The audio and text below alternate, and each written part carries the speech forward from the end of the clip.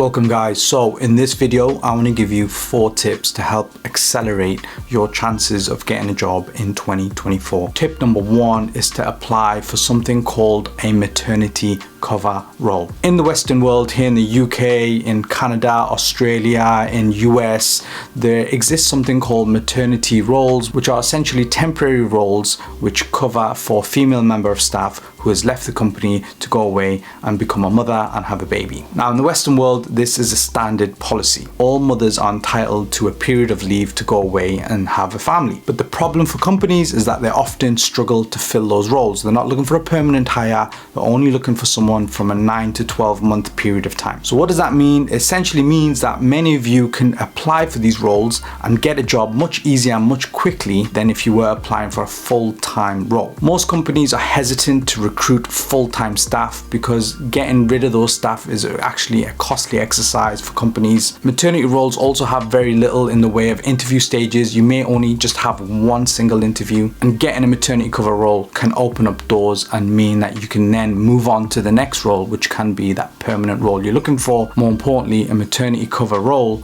can give you the experience and the skills that you need on your CV. There's so many maternity cover roles. In this example right here on screen, I'm just showing an example role that I've just found, but there are so many. And this is the thing, many people don't know about maternity cover roles, but you can get a maternity cover role for anything. For data analyst roles, product roles, program management, you name it. There exists a maternity cover role for just about everything. Especially if you're a woman and you're looking to get into data, this could be the ideal opportunity because often managers who are recruiting for maternity cover roles ideally want another woman to fill the seat. So if you're a woman and you're looking to get into data, this is an ideal opportunity for you. But even if you're not, it is ideal for a lot of guys as well because a lot of IT jobs are still predominantly filled by men. Tip number 2 that I have for you guys is to do what's called a contract role. So my very first role as a data analyst was working at Google, and many people ask me, how did you manage to get a job at Google? And the truth is, it was actually a contract role. I was a contract role as a program manager at Google based here in London, Victoria, and I managed to get the role via a specialist recruitment firm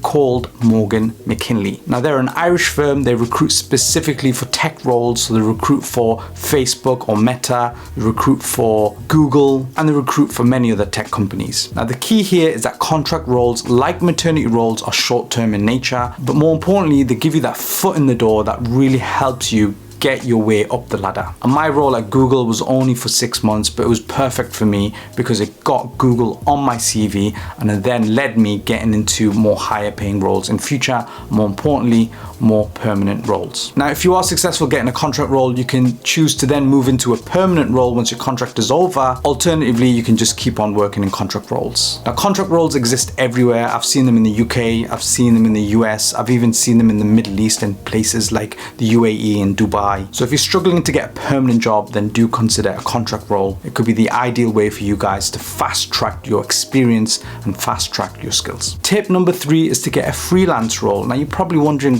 what's the difference between a freelance and a contract? A contract role is usually set at a day rate or usually working via another firm like an umbrella company, as I mentioned before in the previous tip. But a freelance role, on the other hand, is working directly for an employer on a temporary basis. And a freelance role typically has no time limit or time duration. You can actually get freelance roles for as little as 1 hour. There's so many sites out there to get a freelance role. Typically, LinkedIn isn't the best place to look for a freelance role. You want to look on the freelancing websites like Fiverr.com, Upwork.com, People Per Hour, Freelancer.com.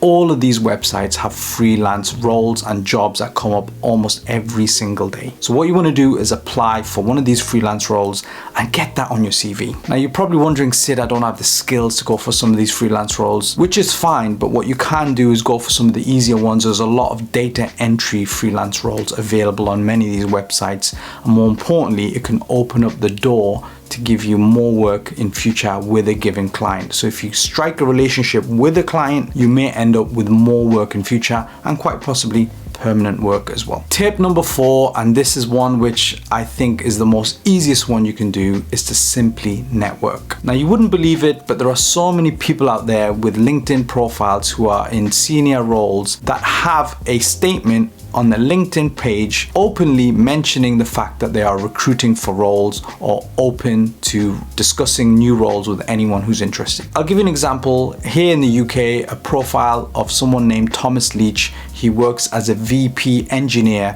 at Monzo, who are a fintech company. Now, the interesting thing is, if you look into his job description in his current role, he actually mentions that he's always hiring and he's always interested in new talent. So what does that mean? That basically means that you should connect with someone like that. You should connect with someone like that and just ask them the question, please consider me if you have any suitable roles that may appear in future, especially in data analytics, in data engineering or data science. And in doing so, guys, you will be putting yourself in the mind of the person who may potentially have a role for you in future. And that goes the same, guys, for anyone who's on LinkedIn, especially recruiters, but your best chances of getting a role are to message people who already work in the companies that you're targeting. I do have one more tip for you. This is tip number 5. Many of you are interested in working for some of the best names in the industry. You're interested in working for perhaps a tech company, perhaps a large bank. You might be interested in getting into consultancy. But the reality is those companies are extremely competitive. To get into those companies, you need to work for a smaller company first. So let's use an example here. Say you want to get into a role at Microsoft in the engineering team. You may be applying for roles at Microsoft and you may not be getting any responses, or you may find that there's hundreds and hundreds of applicants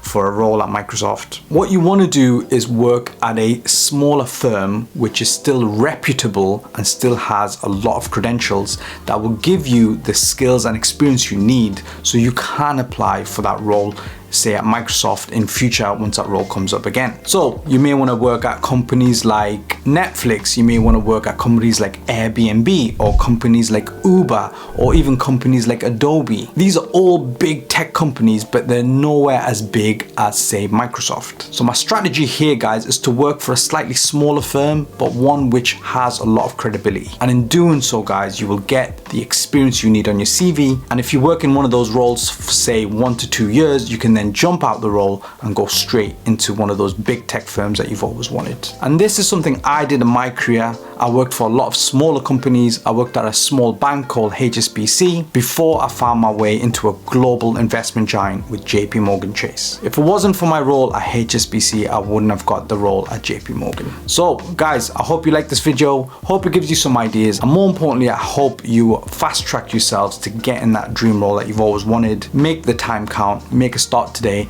start applying some of those strategies that I talk about, and do let me know how you get on with your journey. Do drop a like, a comment, and if you haven't already done so, please subscribe to the channel for more content like this in the near future. Thanks for watching, guys. Take care, and I'll see you on the next one. Bye for now.